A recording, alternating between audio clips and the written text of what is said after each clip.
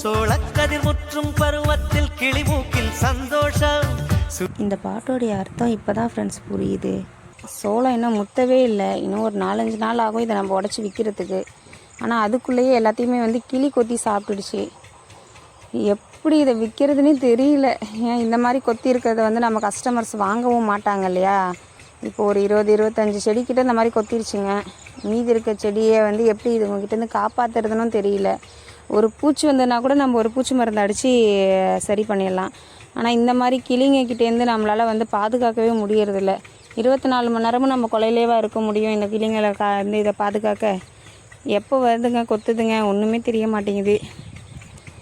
இதோடு இந்த சோளம் போகிறத நிறுத்திடலாம் அதான் நினச்சிட்ருக்கோம். இதுக்கப்புறம் இந்த விவசாயத்தை பண்ணுற ஐடியாவே இல்லை, அதுவும் சோளம் போடுற ஐடியா இல்லை.